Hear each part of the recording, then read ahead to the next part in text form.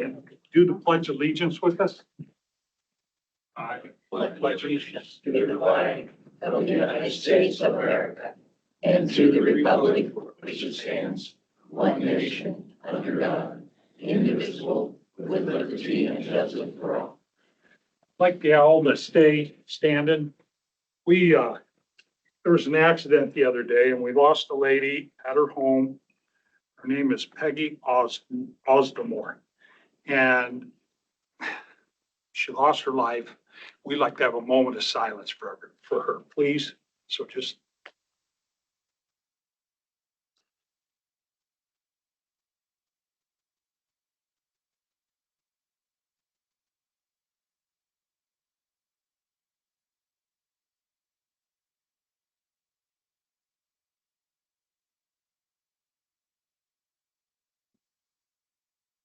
Thank you, everybody. Hope we all pray for her family. Keep them in our thoughts and prayers, please.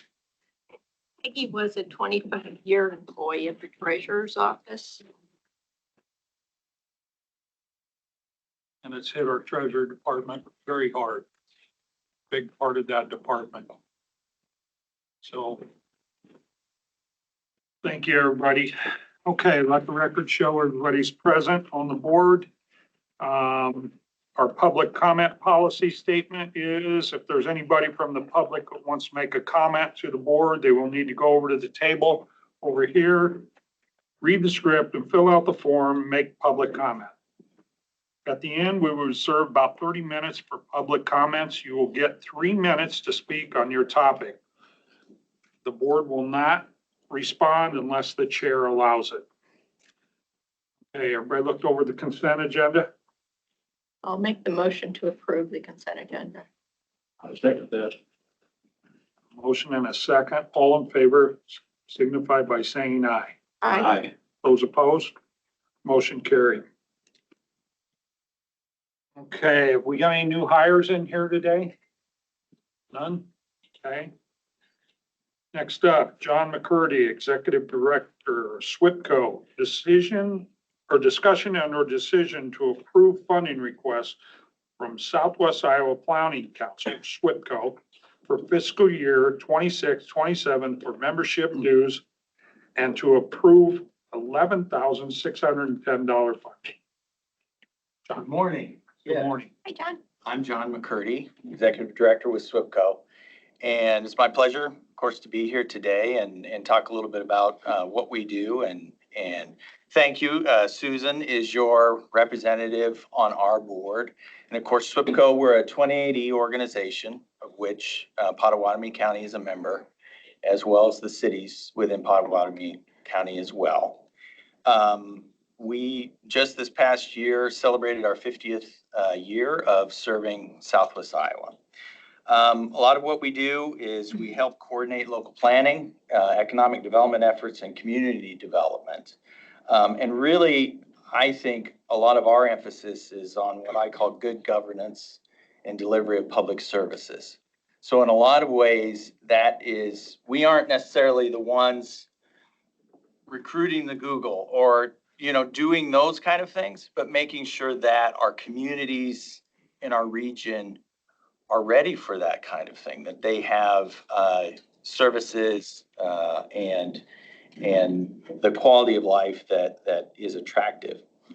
We do a diverse set of services, and really often I say it's some of those things that maybe our members or our friends in the more urban areas might take for granted, that then we are able to help provide to our rural area. An example of that, which is the next agenda item, but very related, of course, is SWITA, Southwest Iowa Transit, which is our largest individual component piece. And Mark Lander here, when we get to that point, he'll kind of talk a lot more about that. But if you can think about a service that it doesn't make sense for one small town or even a county to have on their own is what we help facilitate. For many years, like planning, grant writing, grant administration, particularly for projects that are for low to moderate income folks, has kind of been our bread and butter. I would say in the last few years, there has been a greater emphasis from communities looking to provide services that that in the past maybe weren't that important. One example I would say is we've always worked with communities on like updating their ordinances, things like that. And now it's not sufficient just to have, oh, we have that in our ordinances. It's, well, how do you enforce that? So for example, take like building code. We've been working with several communities recently. Potawatomi County is kind of interesting in that in the rural areas of the county, you have building code and enforcement and all of that, as you should. And sometimes the holes in the map are actually in the cities. So we've helped coordinate and help with some communities in looking towards kind of modernizing and moving down that path. And I think, personally, I think it's a little ironic that, so we were formed 50 years ago, a lot of our counterparts as well, with the idea of how can our communities work to share certain services, or if they don't share them, how can maybe they be coordinated, and sort of what's old is new again in terms of, I think there's a lot of conversations in that. So there's, you have an existing partner that can help with that. As I said, 2025 was our 50th anniversary. Over those 50 years, just some of the numbers, we've provided over 9 million public transit rides. Last year was over 546,000 public transit rides. And of course, Mark will talk about this, that we were selected as the Iowa Regional Transit System of the Year for the 3rd year in a row. We've written 262 plans and done 156 ordinance books for communities. Probably the biggest thing that I've dealt with in my career, and one of the biggest things that we've done, of course, is flood recovery. Across the region, we managed over $140 million in grants towards that from the floods of 2019. We've done about $90 million in infrastructure grants for water and sewer outside of disaster funding. That has done $283 million in improvements, so $250 million of public infrastructure. As I mentioned, we do a lot of building code enforcement. Just last year, we inspected 257 buildings under our building code program. We did 12 dangerous to dilapidated buildings, and we have 1,600 rental properties that we inspect in the region. Just some few things specific to Potawatomi County in the last few years. Walnut, the Play Haven with Peace Haven, CDBG grant, worked with them, and Fran Brannon from Peace Haven is your other representative on our board. So Walnut's well represented there. We've done a derelict building program in Carson that space is that distillery, a great asset in the community. We've assisted with Carson, again, they have a TIF repair program, so using TIF money to repair homes in the community. Like I mentioned, zoning work in Walnut, Trainer, and right now we're working with Oakland on some wastewater treatment issues there. Obviously, that community has some issues with that. Macedonia on potential water project, as well as Carson. And we do, even though our focus is primarily rural, and the request is based on Potawatomi County's rural population, we do assist the city of Council Bluffs with a number of things. One being, this past couple of years, it's called a housing repair pilot program. That was about $25,000 each of repair to low to moderate income folks' homes. We did 7 of those in Council Bluffs. And over the past 3 years, we've done rehab 36 homes through their CDBG program. So been pretty active there. Those range 12 to 15,000 a house. Overall, SWPCO has just short of about 100 employees. The vast majority of those are transit drivers, about 70. 20 of our staff live in Potawatomi County. Our request for SWPCO, again, this is your membership dues to be a part of the organization itself, and that's based on 65 cents per capita, and we calculate that for Potawatomi County based on the rural population is how your contribution is determined, which again is at $11,600. So we ask that you do consider to include that in your budget. Again, very much appreciate Susan's contribution. I always know where Susan sits on topics, and it's appreciated. We do have an open board seat, which is a little unusual for us. We have a 17-member board. The only thing with that, and you guys can dodge a bullet, they can't be an elected official. So we're looking for one of our at-large positions. So as you're thinking about that, if there's someone you think that would be a good asset, please bring them up to Susan for that. With that, like I said, I'm going to leave a lot about SWITA for Mark, but I'm open to any questions. Do you subcontract with them little towns when you inspect in them? So, yeah, then there's some communities that contract us on an ongoing basis. You know, they want us, Walnut was one where we were inspecting all of their rental properties, and that was over a 3-year period. And then there's some that just contract us on a case-by-case basis.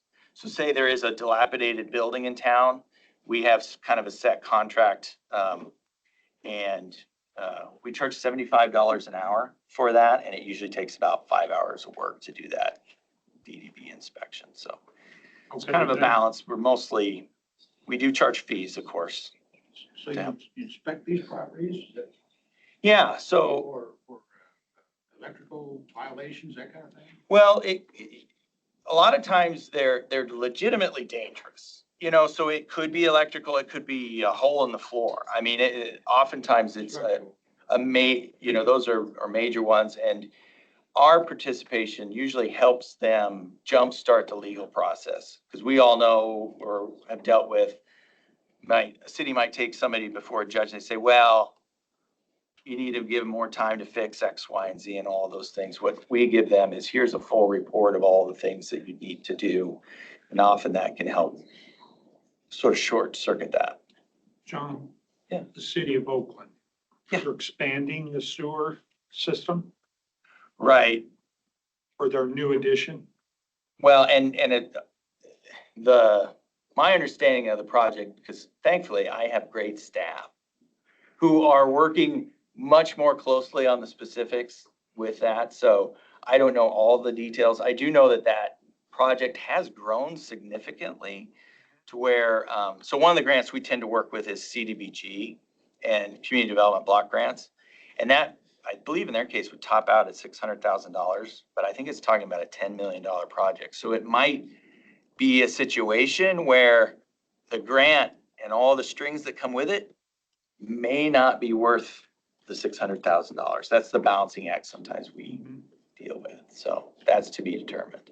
Are they letting you expand more than what you're sitting at now, what they're sitting at now? Because we ran Good into point. that in Crescent. You Right. could not Yeah. expand further for projected Right, it growth. wasn't for new growth, it had to Right. help the low to moderate income folks.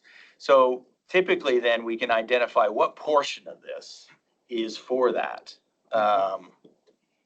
And then can work from there. So they're in a way, you're almost treating them like two projects. You know, you have to serve the existing, and this much capacity is excess.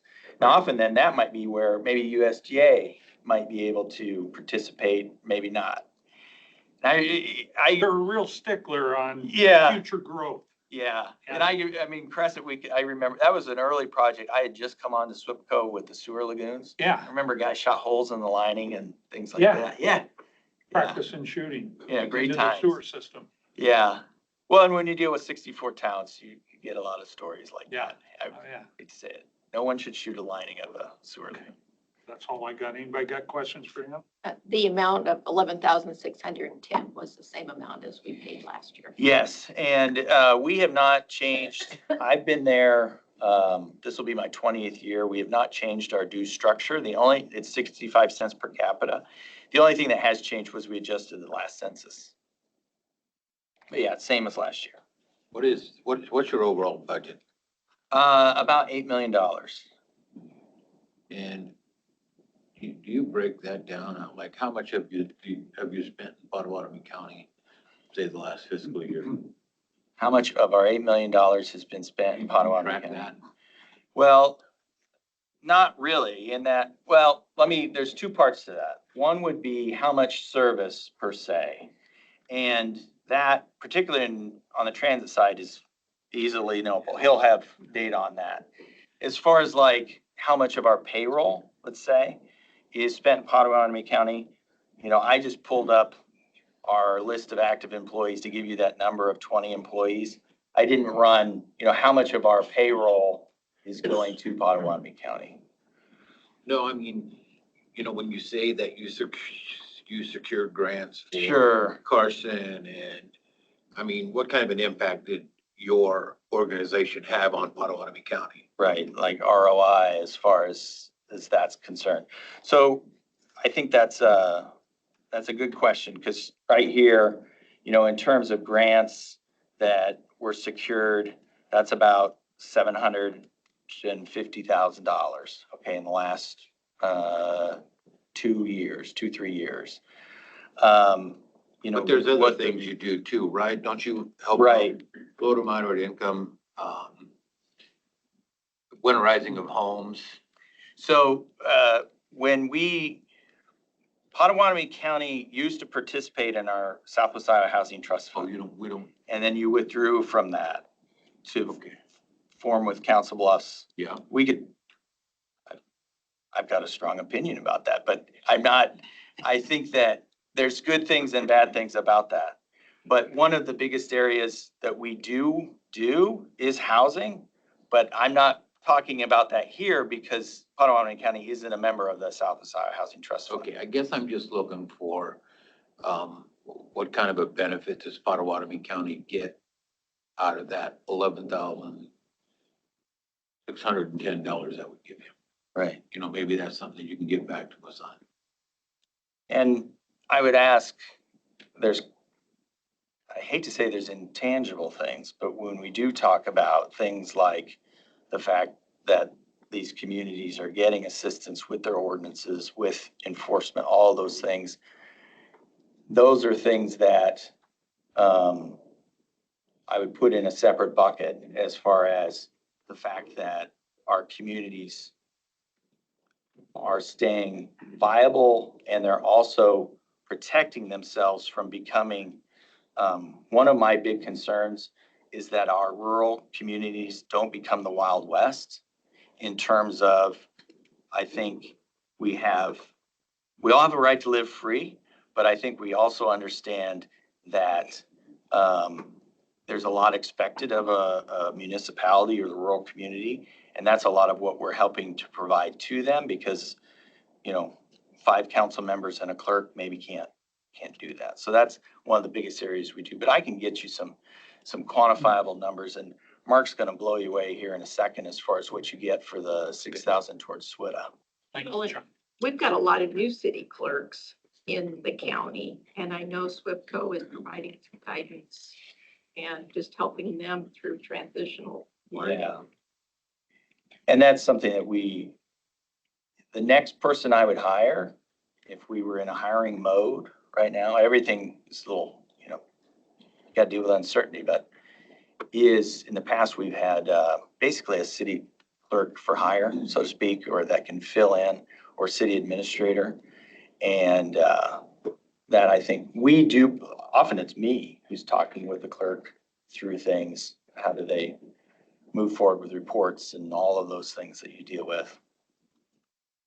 Yeah, there was a time I remember I'll get this wrong, but I think it was the Carson clerk retired and then they hired the trainer clerk to be the Carson clerk. And then the Carter Lake person left, I think, and there was a big transition, and that's long enough now. Some of those people have turned over too.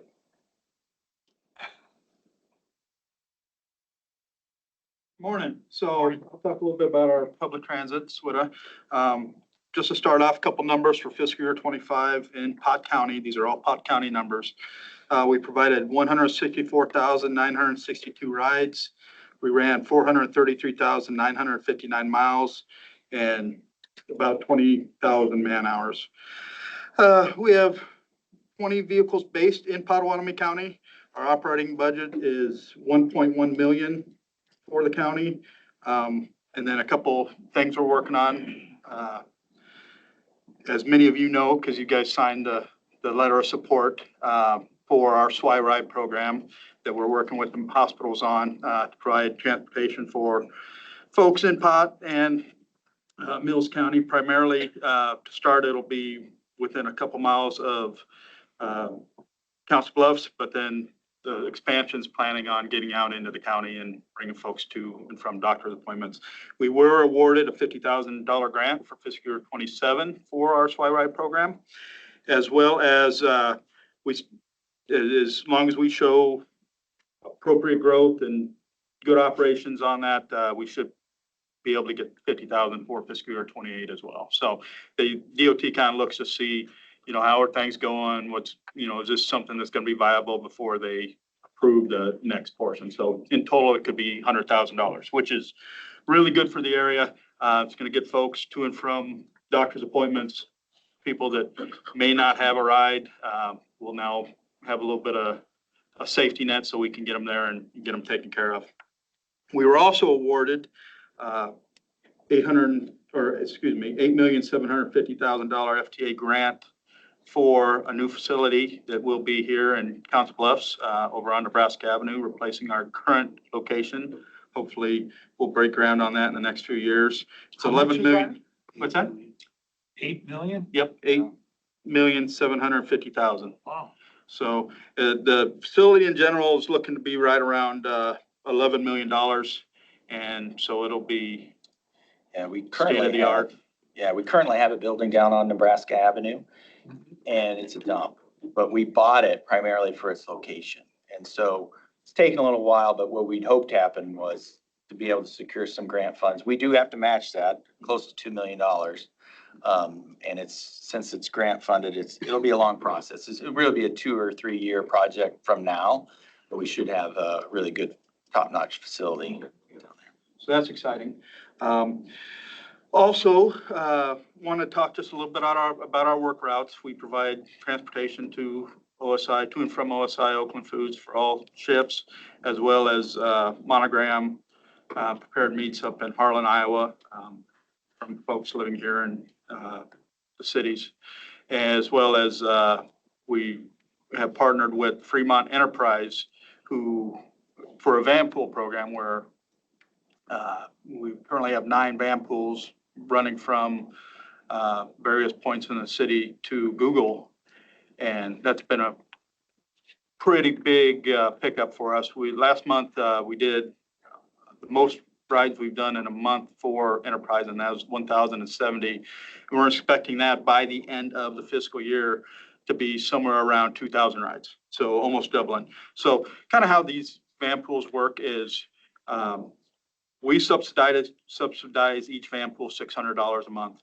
And then Google and or the employees will subsidize the rest. They contract with Enterprise, and Google or the employees are the driver, and then they fill it up with folks needing to go to and from work.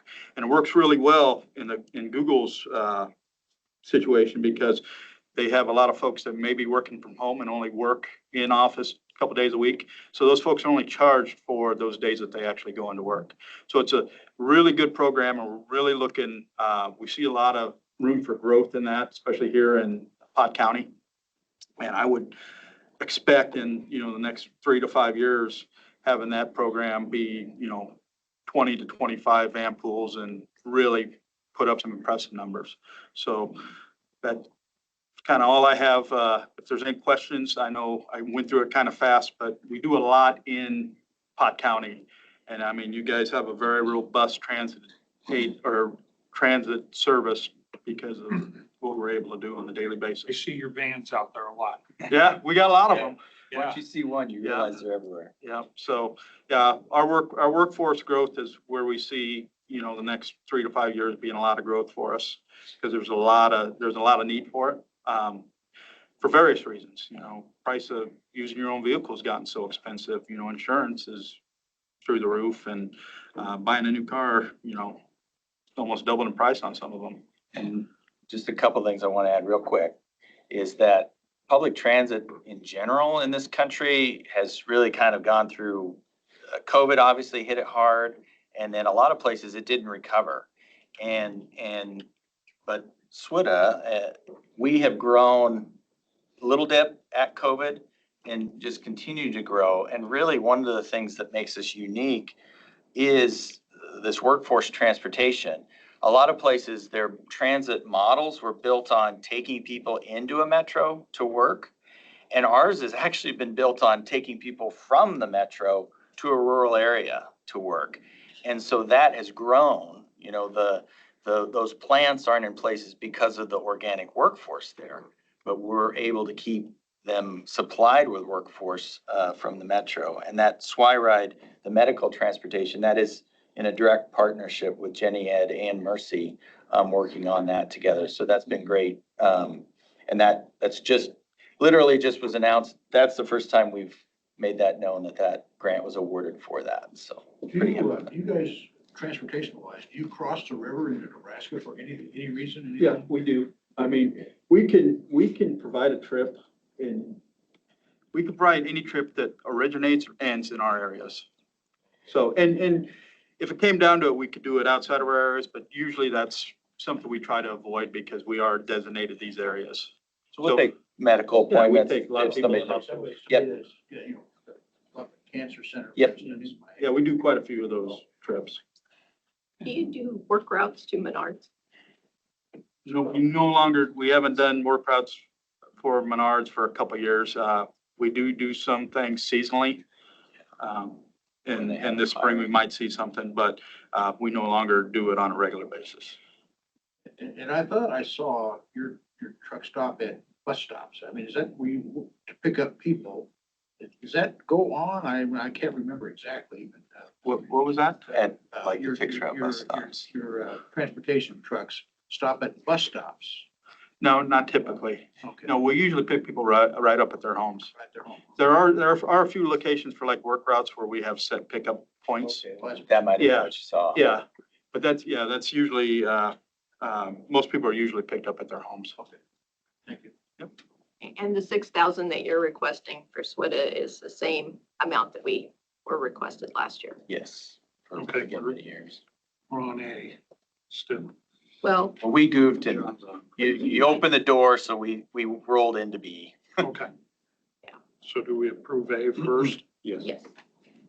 And I will make the motion to approve Southwest Iowa Planning Council annual membership dues in the amount of $11,610. I second the motion.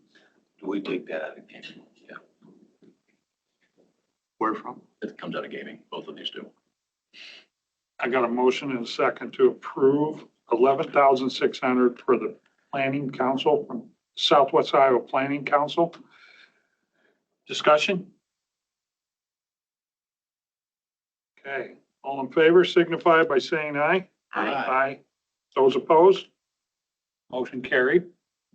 Okay, now we've kind of rolled into John, the executive director, SWITA, discussion under decision. To approve request from Southwest Iowa Transit Agency for fiscal year 26-27 in the amount of $6,000. And I'll make that motion to approve the 6,000 for I'll SWITA. second that. Discussion? There's a contract that comes with that, that's signed every year. Yeah, that is called a joint participation agreement. Okay. It's kind of for the DOT's purposes, and you'll see that in the summer. We do those every summer. So we'll do that, you will sign that in June. Usually. That's what it was signed last. And April, May. Yeah. Yeah. Contract. Yeah. Okay. Other questions? Okay, all in favor signify by saying aye. Aye. Those opposed? 6,000. Motion approved. Okay. Thanks for coming in, you guys. Thanks for answering our questions.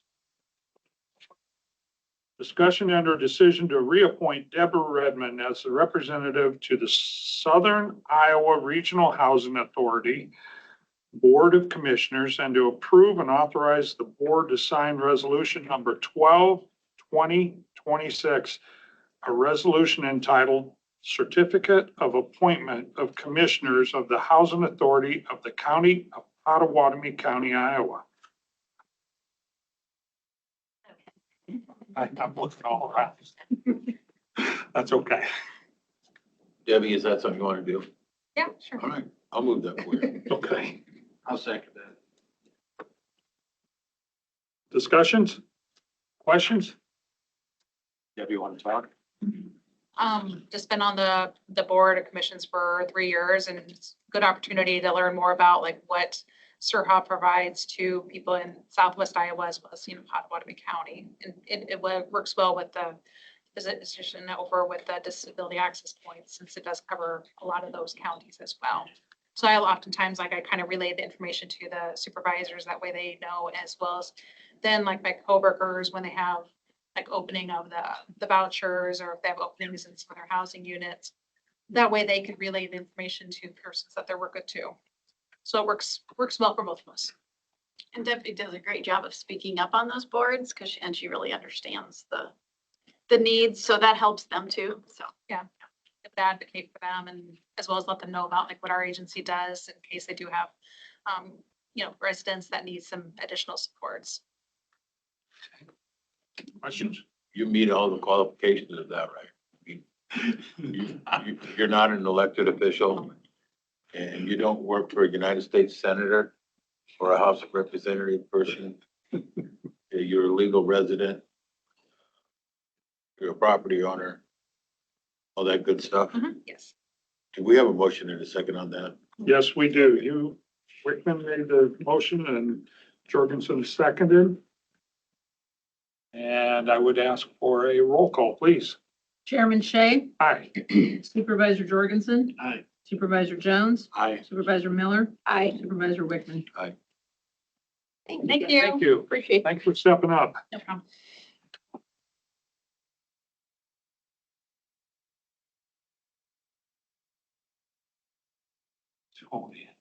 No.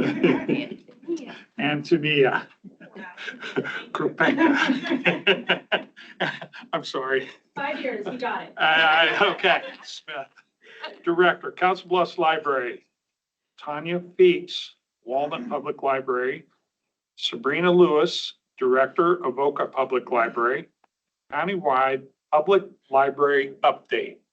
Thank Thanks you for so coming. much. It's just the two of us today, me and Sabrina, because Tanya and Tiffany and Terry are off doing amazing librarian things in the county and weren't able to make it in. But we wanted to get in here in January to talk to you a little bit about the update. So I'll give you an update on Council Bluffs and everything related to Pot County. And then Sabrina will talk a bit about Avoca.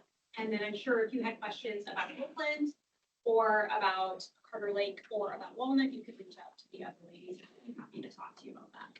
So I included in the packet our annual report for fiscal year 25. If you want copies, I also have paper copies of it.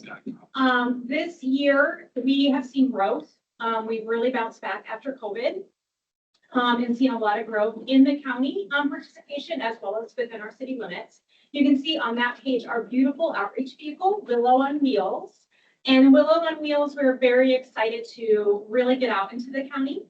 We do visit the county about a dozen times a year. Farmers markets, we were in Minden for their trunk or treat this year, which we're very excited about. We make it out to Trainer and Crescent, and we obviously serve those communities, but we also serve the surrounding residents of this community.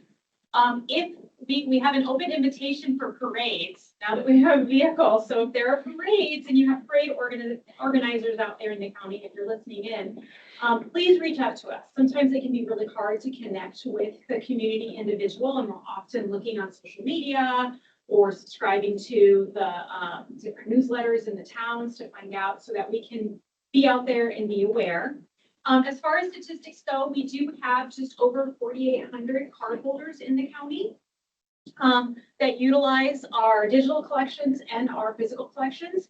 Obviously, we don't know who's coming into our building because we're not carding anybody at the door, but we do know that we do have quite a few individuals that make the trek into Council Bluffs from the county, or they might have other business in the city that they're coming in and stopping at the library. So our door counts are up, and Sabrina and I were just talking about her door counts are up as well. That's where we've seen a lot of usage within our facilities.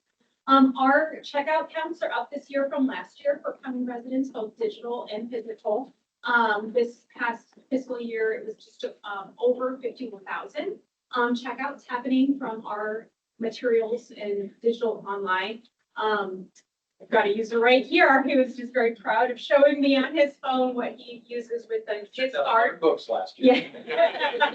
He's an avid movie user. So that's great. That's wonderful. And that's what we're doing when we're going out into the county. We're telling people, we're not necessarily saying you have to use our resources because maybe they're closer to Oakland and they'd rather go and use resources in Oakland or Boca. It's more just making our county residents aware that this is a resource for them and that they can utilize it. So I would say our biggest highlights are Willow and Wheels and being able to come out into the communities and go into those parades and go to those farmers markets, as well as some of our digital resources that we've been able to make available. We're switching over all of our audiobooks from audiobooks on CDs, because if you've bought a car recently, there is no CD player in it.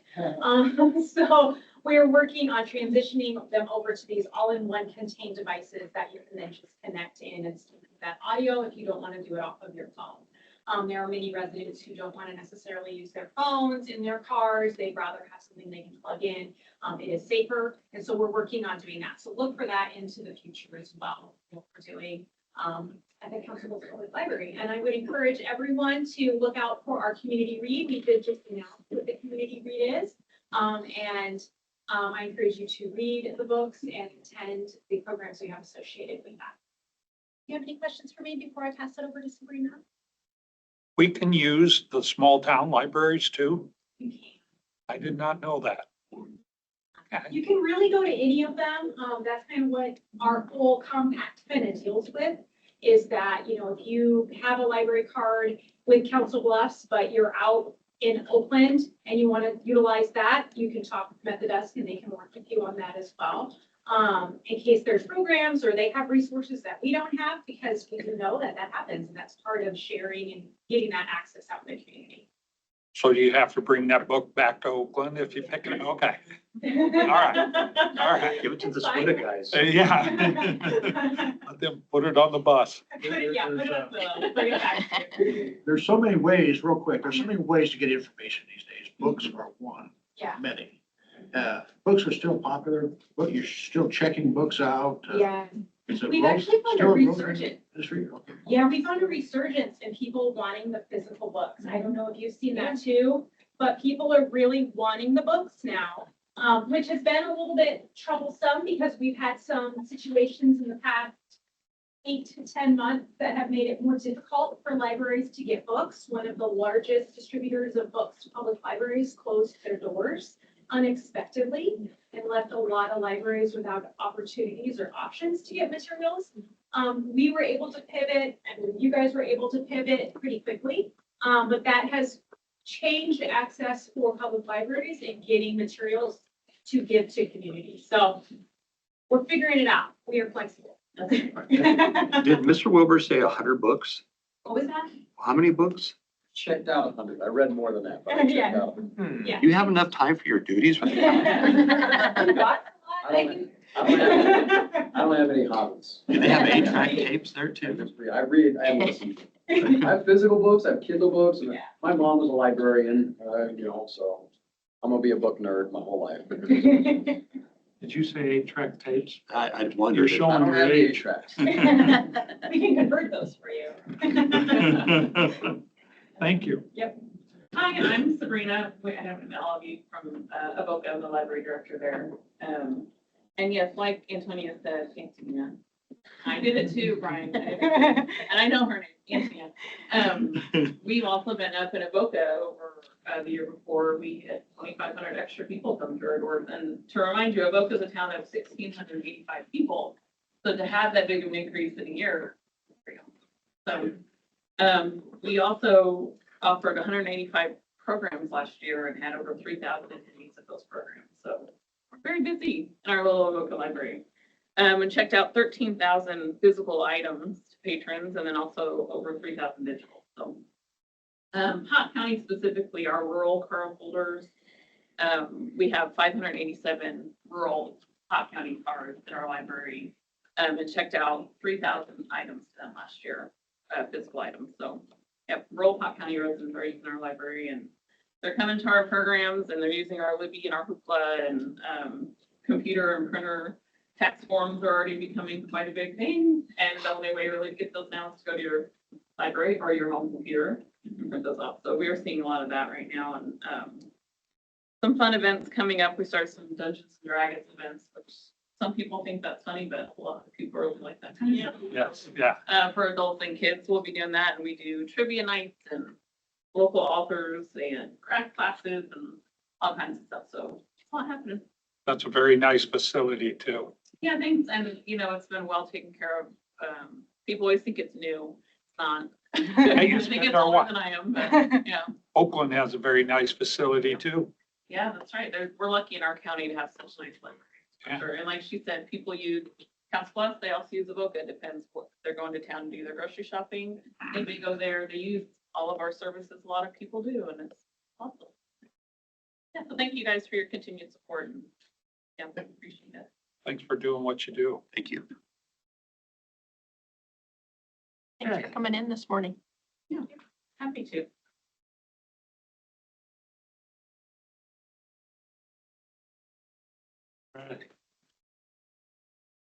No action taken.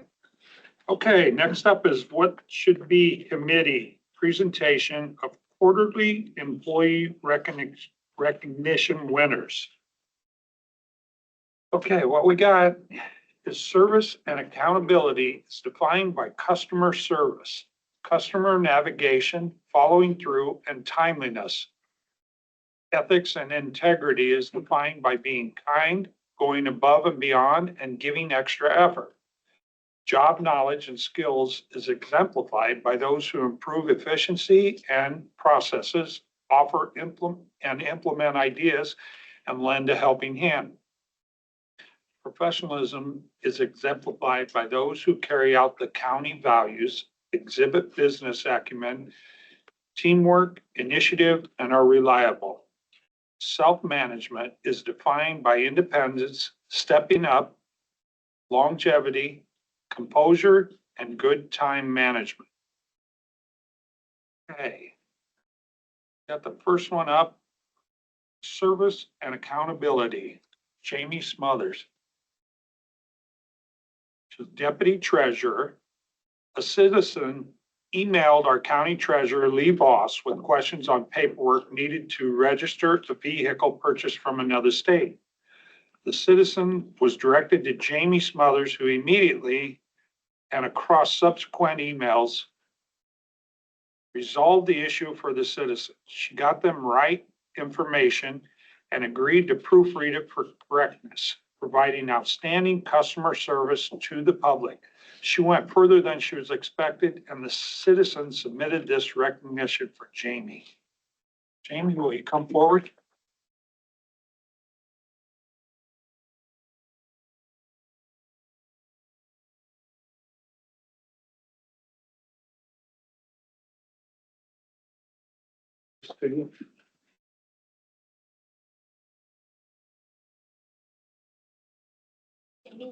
Amy, You want to shake her? thank you very much.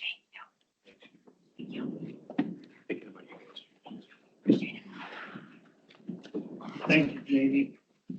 Okay, my category is job knowledge and skill, and is Kristen Bracker. Kristen does a great job helping other county employees navigate legal questions across a wide range of topics, contracts, press releases, and media representation. She provides guidance with a smile and is an asset to the county by being willing to help others. I'll ask Mr. Wilbur to come up too.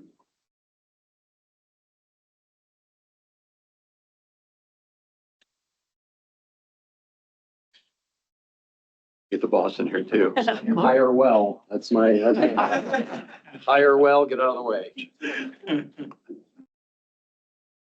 Congratulations. Thank you so much. Thank you, sir. Thank you. Appreciate you.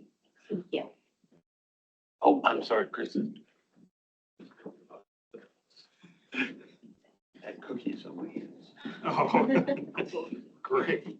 Okay, Sergeant Ryan Ogerog, is that how you pronounce that? Is he here? Ryan's not here. Okay, he's not here. I hope he knew about Went this. above and beyond to assist an elderly gentleman leaving the courthouse. Sergeant Ogerog helped him into the lift, escorted him to his car, and made sure he was comfortable and able to catch his breath. And then he put the gentleman's new vehicle registration sticker to his license plate for him. These thoughtful acts of kindness and empathy reflect Sergeant Oldenbach's commitment to service and values we strive to uphold at Potawatomi County. His actions serve as a great reminder of how compassion and attentiveness make a lasting difference in the lives of those served. So I got a certificate, wait for him or. Yeah, we'll get it to him here. Well, thank you. If you haven't met Ryan, he's one of our deputies that works here in the courthouse and does a great job. So please say hi to him. All right, I get to present professionalism, and we have Jeanette Johnson, Executive Assistant to the Board of Supervisors. Jeanette is a master of keeping all her plates spinning across a broad mix of job responsibilities, and she handles all of them with care and consideration. She is reliable and a great teammate to other county employees. She lives all of the county values, but she absolutely defines professionalism. Jeanette?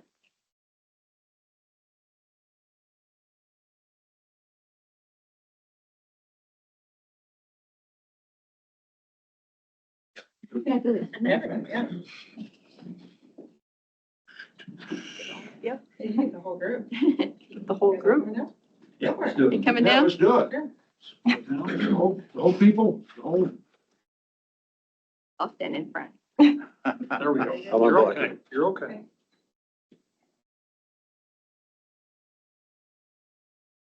Thanks, Jeanette. Thank you.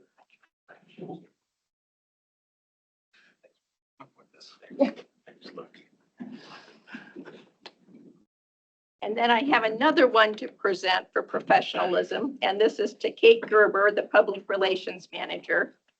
Kate has formed great relationships with our departments and provided updates to the employees and the public. Kate has done several podcast interviews promoting county events and services, and she did an excellent job informing the public. Her presentations are professional, clear, and engaging, making it both enjoyable and highly informative for listeners. Kate represents the county with professionalism and dedication. Kate Gerber.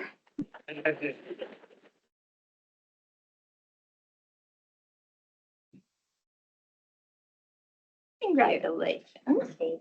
No photo. Yeah, who's gonna? Yeah, who's gonna take the photo?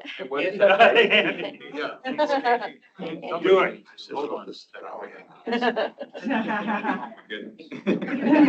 Oh, you really, okay, sure. This ain't a Polaroid.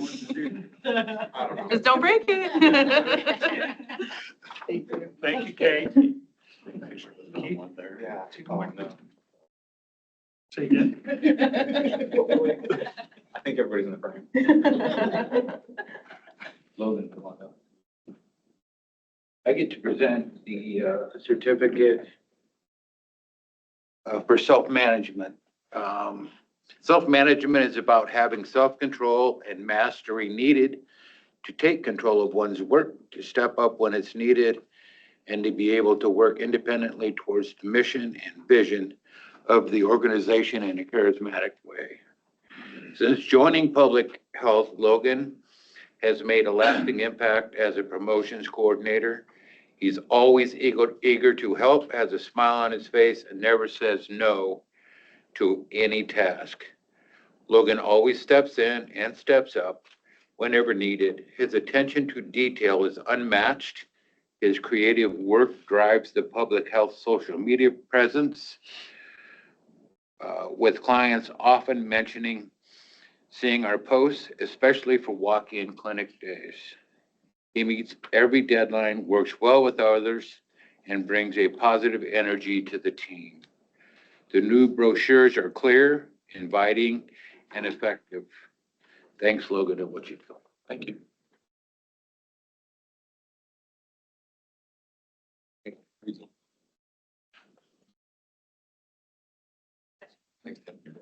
Thanks, Logan. Thank you. Thanks for what you do, Keith, I'm the new guy. Thank you.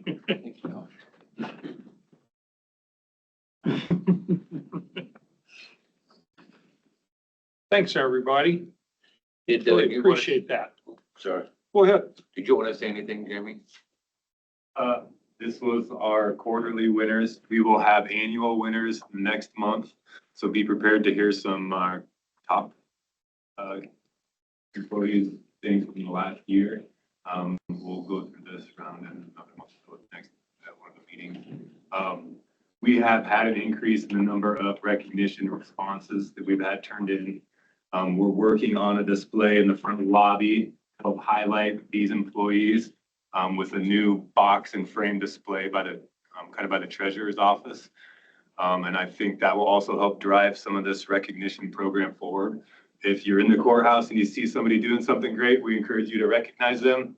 If you're a staff member here and you see somebody doing great work, we encourage you to recognize them as well. It helps to get the message out, to grow the program, provide a way to give back to our employees who are doing great things. A pat on the back goes a long ways. Well, thank you, Anything Jamie. else, Kate? Yeah, that display will be coming soon, hopefully. Like you said, it'll look a lot like that news one that rotates through the articles on the website. And it'll be able to rotate through I think we're gonna have it show a year's worth of winners on there for monthly, quarterly, and annual. So you'll be able to see all of that recognition that has been submitted over that previous year. And there will also be a QR code on there so that it will be an easy way for people to submit a nomination. So while you're looking at some of the recognition that has been submitted, you'll also have an opportunity to submit one while you happen to be standing there. Thanks, that's pretty neat. Any other comments, questions?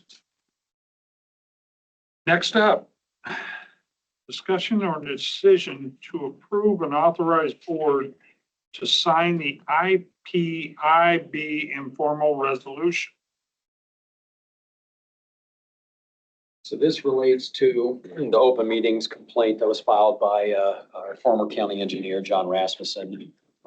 John had alleged that the board violated open meetings when his contract was terminated on May 27th. He filed a complaint on June 3rd. I filed a response to that on July 1st. He then sort of sent, I won't kind of call it an amendment, sort of an expansion of his complaint on July 9th, where he was complaining that not only was he concerned about the fact that his contract was not renewed, but also that he had been placed on administrative leave without appropriate notice of that, in the agenda. The staff at the Iowa Public Information Board has reviewed that complaint. They've determined that there was no violation for the decision not to renew his contract. Staff was concerned that the administrative leave provision was not sufficiently noticed. They said that rather than go to a hearing, they offered an opportunity for John Rasmussen to agree to an informal resolution where we would have, and you've got that in your packet, where the board basically just acknowledges that it understands that agendas need to be specific. I mean, there's more to it. You've got it in your packet, but the board understands the need for agendas to be specific, et cetera. It's your choice whether you sign the informal resolution or not. My suggestion is that you do. The complaint was actually made against Mr. Wickman, Mr. Belt, and Mr. Jorgensen, initially. That said, this is no finding of wrongdoing. There hasn't been a hearing. This is basically just an opportunity to close the file with an understanding that there are obligations under Chapter 21 for specificity with agendas. So if you've got any questions, I'm happy to address those. But you can tell from reading it, I mean, there's no admission of wrongdoing in there, but there is an acknowledgement that we do have legal obligations that we're expected to follow. I agree with you. Let's sign it. Motion? I'll second the motion.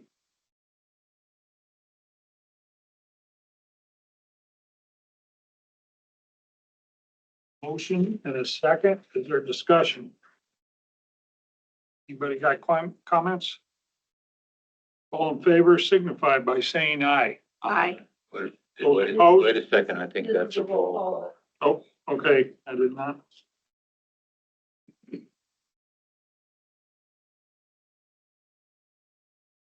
isn't on here, but do a roll call, please, Marianne. All right. Chairman Shea, Aye. Supervisor Wickman. Aye. Supervisor Jorgensen. Aye. Supervisor Miller, Aye. Supervisor Jones. Aye. Thank you. Okay, So I'll motion just, carried. thank you, appreciate that. I just need to get your signature, Brian, on that, and then we need to include that in the minutes as well. That's just part Okay. of their process. I will get that off to IPIB once I've got that, All right. and then we'll close the You file. want me to sign it now? Sure.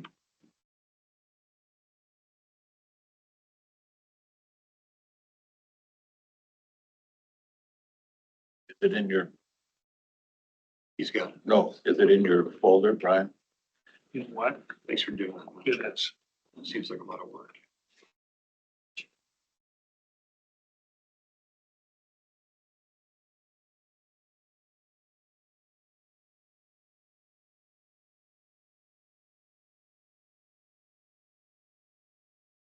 Supervisor Miller, you made the motion. No, Jeff Jorgensen. made- You did, I'm sorry. Who was the Oh, second? sorry. He. Thanks, Matt. Thank you. Thanks, Tim. Okay. Next up, Andy Wicks, engineer, Matt Wyatt, director, planning and development, and Christina Paradise, Snyder and Associates, presentation on county inspector services for pipeline, including Trailblazer CO2 pipeline. We just wanted to come in here today and give you all an update on the project with Tallgrass. Because we reached a point now in the permitting process where the permit is issued, they just have to pay the fees and come pick it up. So their timeline for this is they're hoping to have the staging area done, and what they've said theoretically is that they'd like to break ground sometime at the end of February. So I don't know how feasible that's gonna necessarily be for them, but that's what they're considering on there. And they've been asking a lot of questions. Andy, this is a project that's gonna sit at the southwestern corner of the Sire property out there. That pipeline will run south from Sire and then cross over into Mills County at an angle, and then it crosses over underneath the river over in Nebraska. And that's, so our portion of it obviously in there at Pottawatomie County. I did bring up, and just in case any of you have any interest in seeing it, it's kind of a site plan of what the project will look like on the Sire property. There's a large compressor building that's gonna be about 60 by 170 feet long. There's 4 smaller buildings for equipment. We have pipe racking, coolers, pump, and then the launcher for their pipeline that they have there. I did take the extra step with this project, and I communicated with Lewis Township Fire Department just to make sure that whether they had any feedback on the project, if there are questions, comments, concerns, those kind of things. And they wanted repeaters put in the building, so I reached back out to Tallgrass, told them that they would need to submit us a plan chip with repeaters in there for their radio communication. And they said that they would do that, so. Matt, do they also supply some extra stuff to the fire department for fire suppression? They did come to us with that community benefit package, and that does have equipment pieces for the local fire departments in there. I made Lewis Township aware of that program, and I'll be sending them over some information on it so they know how to apply for it each year. I think it's somewhere $10,000 to $20,000 a year that they can apply for. Okay, Council Bluffs would be mutual aid, would they? Correct. Would they get anything for that pipeline? I'm sure they would. Okay, all right. Matt, what's the price tag of this whole thing? So it's a $20 million project in Pottawatomie County. So just our county's portion of it is $20 million, cost of construction. And that's what we based the permitting on. Those numbers were given to us by the company themselves. We verify what we can up against the building value valuation code chart, but. And what's the distance in Pottawatomie County for the pipeline? 1.53 miles. Oh, I couldn't hear you. 1.53 miles. 5.3. And Keith, to give you a little more history, it was a couple of years ago when Summit was wanting to put a CO2 pipeline on the eastern side of the county. And it was real specific through the state guidelines that the county is to hire an independent inspector and that the pipeline company will pay for those inspections. So that's why we've got we've got Snyder here today representing the Tallgrass project to protect the county, their interest. Thank you. I've got a couple of questions on page 8 and 9 of your slide presentation. We talk about what is not inspected, what is outside the scope of work for Snyder. That's right. And that is the welding and the coatings and the pipeline safety and the pressure testing. So who is going to be responsible for those? Those are inspected by PHMSA, which is the regulatory agency, the federal regulatory agency. So they'll have representatives come out and do those inspections. That's outside of our scope by law. Who do they, I'm sorry, can I ask a question? Go ahead. Who do they bill for that then? Do they bill the pipeline company? PHMSA, I don't know. I have no idea how they're paid. That's a division of the Department of Transportation. They would not bill us. No, absolutely not. Okay. And then I know throughout the presentation, I'm just wondering where the county engineer falls into any of this. Go ahead. I got educated on this. So in the Iowa Utilities Commission code, it specifies that the inspector will be the county engineer unless we hire an outside independent inspector. So that's, since this doesn't really impact any roadways, we thought that we should have Snyder inspect the pipelines. How big a pipeline is that? It's 8-inch in Potawatomi County. Okay. It crosses the river into Nebraska in Mills County as 24-inch though. Under the river? Yes, 24-inch pipe. How do they get it under the river? They'll do a bore. It'll be a very deep bore. It'll take a long time. You'll be aware of it, I'm sure. Okay, Yeah. okay. I just always wondered. All right, then on page 9, we talk about the explanation for the billing and the payment process. Yes, ma'am. And the county has to be the pass-through for this. Yes, ma'am. And I'm just wondering, is there an opportunity for the county to add an administration fee for processing these payments? Absolutely, there is, for the time that it takes to process the payment, and then any materials, any expenses, you would be reimbursed. You would just tack that on to what we send you every month when you forward it to the pipeline, and then you'll cut a check to us for our amount. Okay, so we'll need to work with the county auditor's office to figure out what that admin fee will be. Do you have any idea of the percentage? Do you have any idea of percentage? I No? have no idea. Okay, I have no all right. idea. okay. And if they start in the spring of this year, when do they anticipate being done? They say August. They say August. And the pipeline they're hooking to in Nebraska is already existing, correct? That's, yes.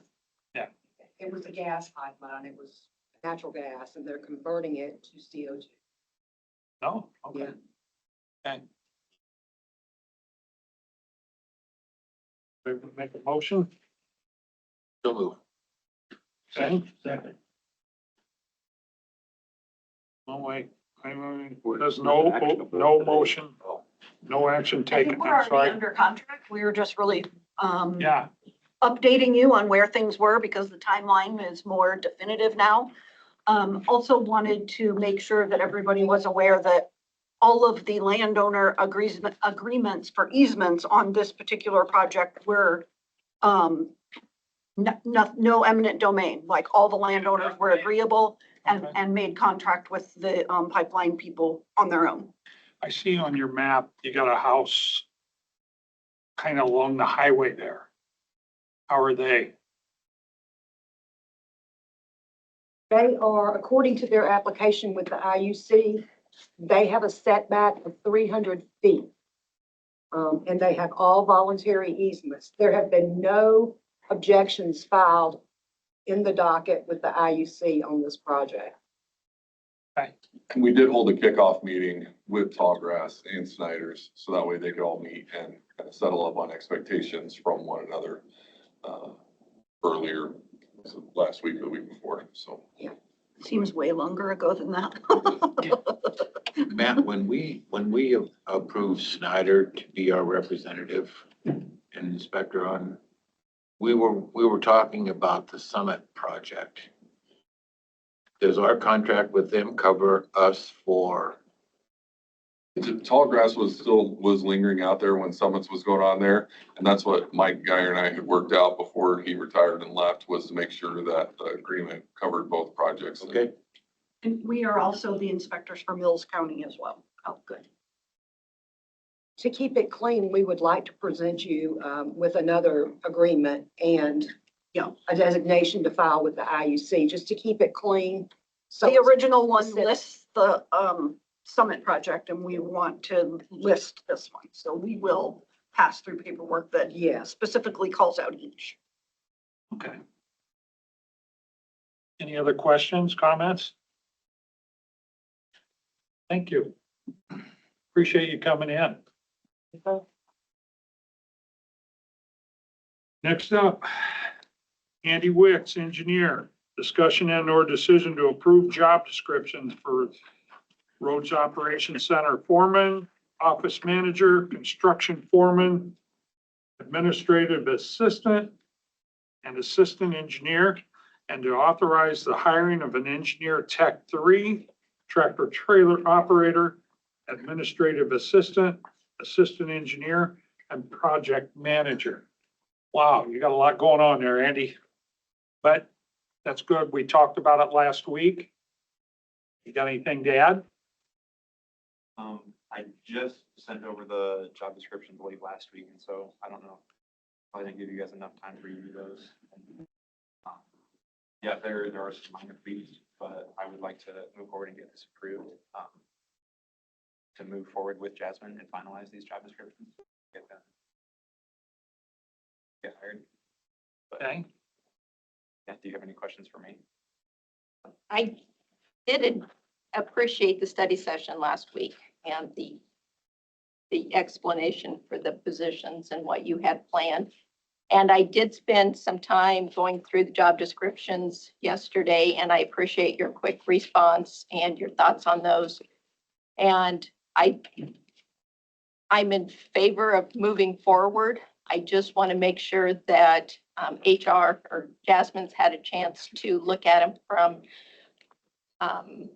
positions within the county. I mean, when we've got an admin assistant position that you're adding here, we should already have a similar job description. And I think you can just marry those together pretty simply. Yeah, I can definitely do that. If you are all comfortable, I'll move forward with Jasmine, HR director, and do that.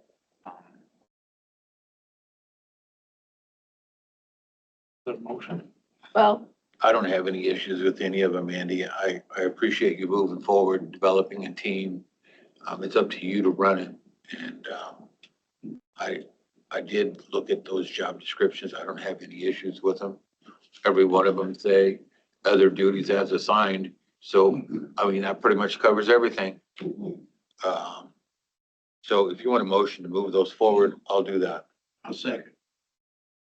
Did Jeff have a chance to talk to you about this? Because when we talked on the phone, he said he didn't have a chance to reach Jeff. Yeah, we didn't get to sit down, but if you don't have any concerns. I don't. I read those emails. I have no problem with the motion. I just want to make sure that HR has helped you refine the job descriptions before they're posted. Yeah, and I will definitely coordinate with Jasmine right after this. Okay, thank you. I got a motion by Supervisor Wickman, second by Jorgensen. Is there more discussion or questions? Okay. All in favor signify by saying aye. Aye. Those opposed? Motion carried. Thank you, Andy. Thanks, Andy. Okay, next up. Can I ask you a question? How are the guys doing, Andy, after the snow removal and everything this weekend? It was a busy weekend Yeah. and cold. We had a few equipment failures, but yeah, we're moving ahead. Good. Like that overtime. Well, we didn't have to move any snow. It wasn't really pushing snow. It was just salting roads. Yeah. Yeah, thankfully. We appreciate what they dodged. did. Next up, discussion under decision on town hall meeting in Underwood. We want to have a town hall, March 25th, out at Umba Hall. And Umba, which is not the city of Underwood, requires $150 rental fee and $150 deposit. They said they'd waive that for us. Umba Hall is its own entity, has nothing to do with the city. And we want to do a different town hall. Kate and I have been talking. We'd like a couple people for each department to get up and talk about what they're doing and why they do that, and look to the future instead of telling what we're doing. Just take a minute or two on that and do about 10 minutes on the future of where we're going and what we want to envision for Pot County. And I figured if we took two people, Kate and I were talking, and we took two people, it'd be more of a lively discussion rather than we've done quite a few town halls and they get a little long-winded, long at the end. So we thought we'd also get something like, and this is just a suggestion, but like Jimmy John's, because it's 6 p.m. in the evening. I don't know about you, but I get hungry. And I know other people do too. And you can only eat so many cookies. Sorry, Matt, I know you can't. But it'd be nice to have a sandwich for people to come in and possibly bring them in to listen and ask questions. And then Kate and I also talked, we'd like to have them ask questions after each representatives are up there instead of waiting to the end. That seems to, at the end, I think people are ready to go, you know, and so.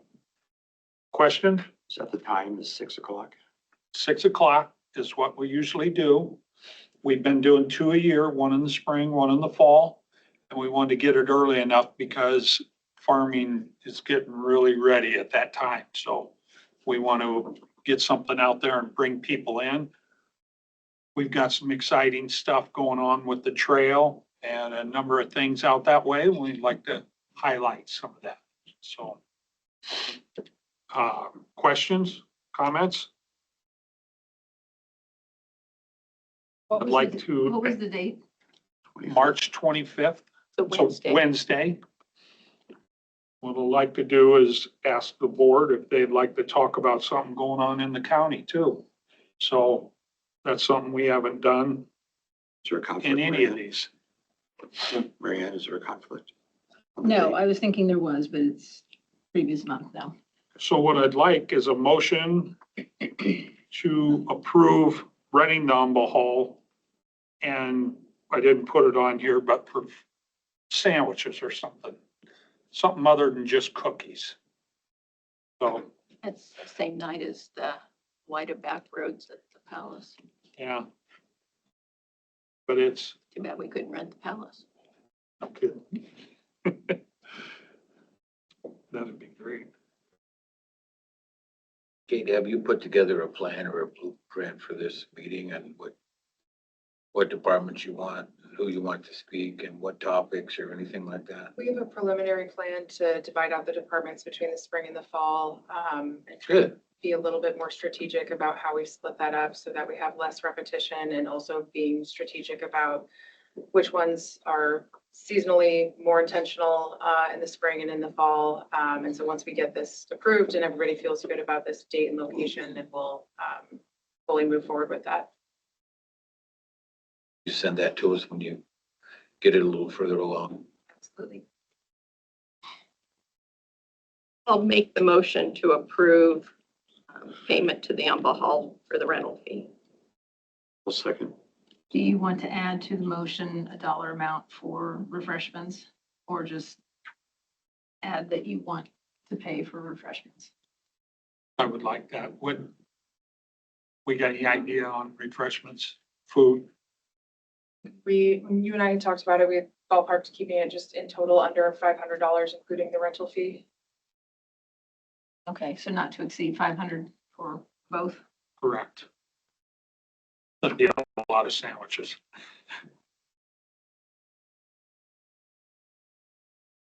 Want to amend your motion? If I need to. I've got it.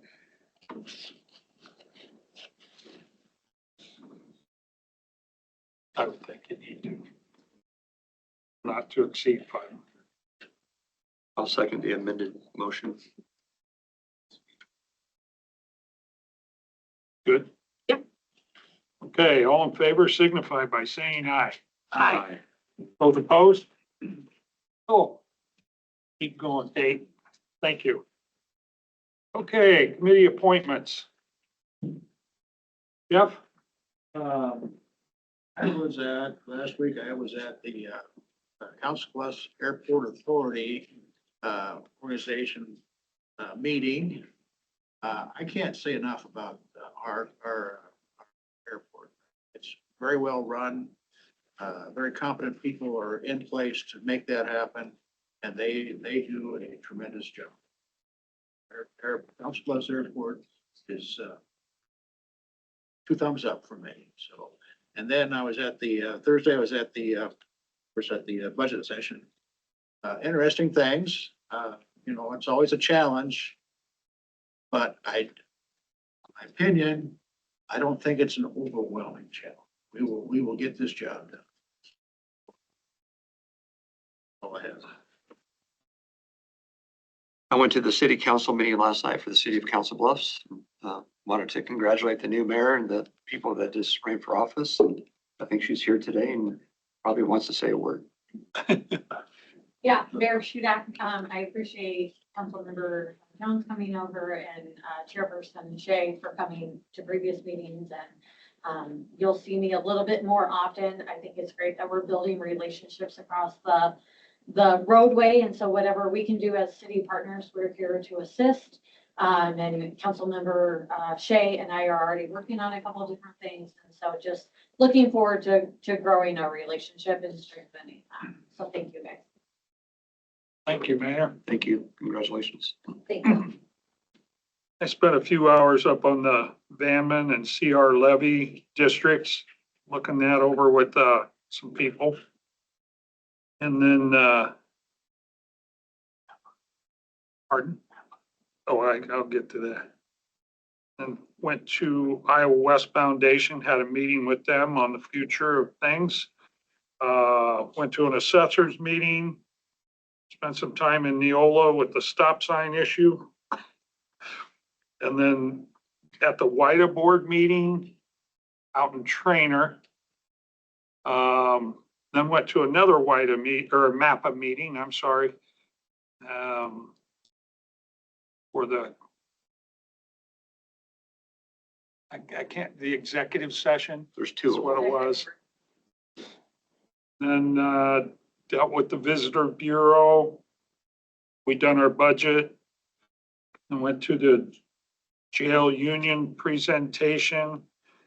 And then spent a little time out at the Rock with the Neola stop sign issue. And others. Go. Before the budget session last Thursday, I stopped into the East Pod Soil and Water meeting and listened to them for 30 minutes as they elected new officers. And then I attended the SWPCO meeting that afternoon. So. Okay. Okay. Mary Ann, we got public comment. Yes, we have one. Donna Anderson. Shauna Anderson, 19377 340th Street in Oakland. I just wanted to remind you guys, 2 weeks ago, I handed you flyers for Fields Faucets. I wanted to remind you that we would love to have you come out this Saturday morning. 10 a.m. is when we will start our panel, 9:30 just to hang out, say hello, refreshments. I'm super excited about it. We've got some medical professionals, we've got some people from Farm Bureau and some water quality experts. Our own Pot County Department of Public Health will have people there to help sign people up for water testing. And they are also going to bring some information on radon testing as well. So I would just really love to see you guys there to listen in and learn from folks. Just wanted to reintegrate that invite to you all. Thanks, Shauna. Appreciate it. Okay. And Joe didn't know there was a sign-up sheet on the back side. Oh, okay. Oh, I'm so sorry. Joe. Come on forward. You got to come up, state your name and address. Joe Munch with Neola, 705 3rd Street. Good morning. My name is Joe Munch. I am a longtime resident of Neola and a former city council member. Thank you for allowing me to speak today about our corner market roads and specifically the pedestrian safety on Front Street. The short corridor in the heart of downtown Neola is where our theater draws families for movies and events, our grocery store serves daily needs, and our bank handles community business. Our daycare cares for young children, and our senior apartments provide homes for our elders. Yet heavy semi-traffic travels routinely. They ignore the posted 25-mile-an-hour speed limits, putting vulnerable people at risk. The four-way stop signs that we had in place were installed for one clear reason: to reduce vehicle pedestrian conflicts and prevent accidents in this high pedestrian zone. When I served on the city council, we relied on home rule authority to manage this corridor responsibly, having marked crosswalks, diagonal parking, lowered street lights, and slowing speeds in an effort to have a more narrow perception of the corridor. I understand that the county has suggested cooperative jurisdiction moving forward, and I respect that broader goal. I also understand that this cooperative jurisdiction could potentially lead to a permanent removal of the four-way stop signs, which are vital for pedestrian safety. I further recognize the difficult position that the county is in regarding traffic enforcement. I know that the funding for additional sheriff's deputies is limited, making consistent enforcement of speed limits challenging. This is precisely the reason why the four-way stop signs are so important. They provide a critical measure of traffic control without requiring constant manpower and resources. But today I ask that you focus on what those safety measures actually mean in human terms. By my calculations, a loaded semi-truck that comes to a full stop and then accelerates back to 25 miles adds roughly 30 seconds to its trip through town. Just 30 seconds. I understand that the truck traffic is important to our local economy, but we must balance that with the safety of our residents. I am here to ask for the 30 seconds on behalf of our community. 30 seconds is the time it takes for a child to cross the street with a parent on the way to a Sunday matinee. It's the time a senior citizen needs to walk slowly and steadily from their apartment to the grocery store without feeling rushed or invisible. It's a few moments a family needs to safely back out of a parking spot after leaving the post office. These aren't abstract inconveniences. They're real people going about their daily lives in the place they call home. It means asking truck drivers in the industries they serve for a very small measure of patience. As you meet with the Neola officials next Tuesday, I respectfully ask for your support in preserving these proven safety measures. They will ensure that Neola remains a safe and welcome place for families, seniors, and all of our residents. They also provide a cost-effective and consistent method of traffic control in light of the county's limited resources for additional law enforcement. Thank you again for your time, for listening to your constituents, and for the work that you do on behalf of the citizens of Colorado County. I'm happy to answer any questions you may have, and I appreciate your consideration. Joe, thanks for coming in. Appreciate it. Andy, I always ask about that stop sign in Neola 2. That is a market road, right? And once it reaches the city limits of a town, it becomes the responsibility of the city. Correct? Case law is shaky on that. The current county's position is that it is a farmer market route all the way through the town. Prior to my arrival on the board, when the county resurfaced a road, we stopped at the city limits. We didn't do anything in there. We've since changed that process to where when we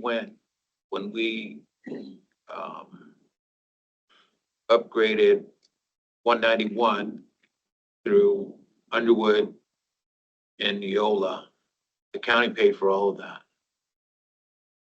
I believe it is a farm to market road that runs through the center of Walnut. And there are a number of stop signs there. Just, I haven't looked at any case law. I don't know anything about it. I just think that the county needs to be careful when we tell the city they can or can't put up a stop sign on a road that goes through the center of their town. So, before we make any major decisions on telling them that they can't do it, maybe we better make sure that we even have the jurisdiction to tell them that they have to take them out. Definitely. Okay. I'll coordinate with the legal team to make sure we're in line. I think Ms. Bracker wants to say something. Oh, no. I'm sorry. This isn't on the agenda today, so. Andy, can we transfer liability to the cities if they do that? I think we're out of line. I don't think this is on the Okay. agenda for discussion. It isn't. I just, Well, it's public comment, and the comment came up in, public it's just comment. discussion. It's Right, not but a our, decision. our typical process is we don't respond to public comment. I'm not responding to public comment. I'm asking Andy. So you just say that, we can't talk to our, I'll bring it to the board next week, with the city of Neola, and I'll have some more information at that point. okay, good. Okay, Concerning us Thank setting you, Andy. precedents. okay. Thanks for that. Next up, Jasmine Elmore, Director of Human Resources, closed session pursuant to Iowa Code 20.17.3 for discussion and decision on labor negotiations, collective bargaining matters. I'll Thanks, make- everyone. Thank you. I'll make the motion. We go into closed session. I'll second that. Mary Ann, would you do, Jim? Would you do a roll call, please? Yes, we will. Closed session. Who made the second, please? Yeah. Chairman Say, Aye. Supervisor Miller, Aye. Supervisor Jones, Aye. Supervisor Jorgensen, Aye. Supervisor Wicker.